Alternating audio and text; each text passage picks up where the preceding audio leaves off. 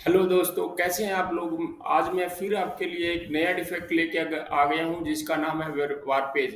दोस्तों, हम यहाँ पे समझेंगे वारपेज क्या है, एक प्रोडक्ट में कैसे दिखता है वारपेज और कैसे जनरेट होता है और इसका सॉल्यूशन क्या है। सबसे पहले हम यहाँ पे समझ लेते हैं पिक्टोरियल व्यू ऑफ वारपेज। यहाँ पे एक प्रोडक्ट है जो ओके कंडीशन में है और सेकंड प्रोडक्ट जिसमें वारपेज है, जिसकी साइड वाली वॉल जो है अंदर की तरफ श्रिंक हो गई है, वार्प हो गई है। इसको वारपेज बोलते हैं। आइए अब हम पिक्चर के माध्यम से समझ लेते हैं कि अगर कोई हमारा प्रोडक्ट स्क्वायर शेप का होगा, रेक्टेंगुलर शेप का होगा, तो उसमें वारपेज किस तरीके से दिखाई देगा। उसमें दो तरीके से वारपेज दिखाई देगा। या तो उसके बीच वाली सरफेस अप एंड डाउन हो जाएगी, अनइवन सरफेस हो जाएगी, या फिर वो एज से ट्विस्ट करेगा। इस तरीके से हम लोग उसमें वारपेज को समझ सकते हैं कि किस तरीके से उसमें वारपेज दिखाई देगा। यहाँ हम उस शैडो पिक्चर में भी उसको देख के समझ रहे हैं। यहाँ पे दूसरी पिक्चर में दिखाया गया है कि किस तरीके से मॉलिक्यूल्स का फ्लो मोल्ड के अंदर होता है। उसमें जो बीच में जो मॉलिक्यूल्स फ्लो करते हैं उनका स्पीड ज़्यादा होता है, और जो एज से टच होकर मॉलिक्यूल्स फ्लो करते हैं उनका स्पीड स्लो होता है, बिकॉज ऑफ फ्रिक्शन।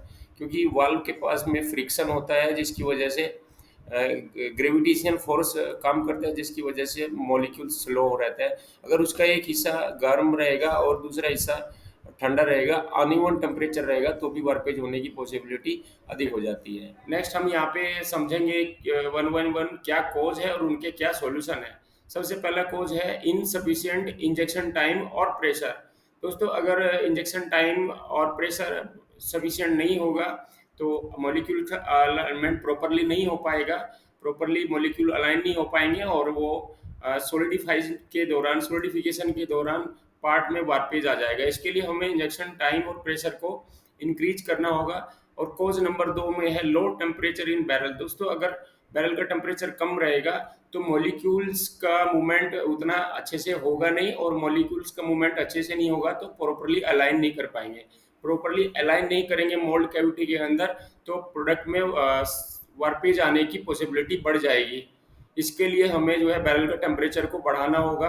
और नेक्स्ट रीजन है हमारा uneven mould temperature. Uneven mould temperature जैसे मतलब है यहाँ पे, जैसे मोल्ड की कोर के में अलग टेम्परेचर आ रहा है और कैविटी साइड में अगर टेम्परेचर डिफरेंस होगा, तो जिस साइड मोल्ड में टेम्परेचर ज़्यादा होगा उस साइड जो है सरफेस हॉट रहेगी, गर्म रहेगी, और श्रिंकेज वार्पेज जो है हॉट सरफेस की तरफ वार्पेज हो जाएगा। जिसके लिए हमें मोल्ड टेम्परेचर को यूनिफॉर्म मेंटेन करना होगा। कोर और कैविटी का टेम्परेचर मेंटेन सेम होना चाहिए, से यूनिफॉर्म टेम्परेचर होना चाहिए। और अगला रीजन है एडिक्वेट मोल्ड डिजाइन। अगर आपके मोल्ड डिजाइन ही प्रॉपर तरीके से नहीं होगा, मोल्ड डिजाइन की वजह से भी कई बार वार्पेज आप रेगुलर आता है। इसके लिए जो है हमें मोल्ड डिजाइन को सही करना होगा। और लास्ट रीजन है adequate इनएडिक्वेट cooling time in the mould. अगर मोल्ड का कूलिंग टाइम हम बहुत ज़्यादा कम रखेंगे और प्रोडक्ट पूरी तरीके से सोलिडिफाई नहीं हो पाएगा प्रॉपरली, और जब वो बाहर आके रूम टेम्परेचर पे सोलिडिफाई होगा, देन वो अपर सरफेस तो सोलिडिफाई हो गया और लोअर सरफेस सोलिडिफाई नहीं हुआ है, जिसकी वजह से धीरे धीरे सॉलिड होगा और हमारा प्रोडक्ट वार्प करेगा। तो यही थे सब वार्पेज के कारण। ये सब भी आपको समझ में आया होगा। धन्यवाद।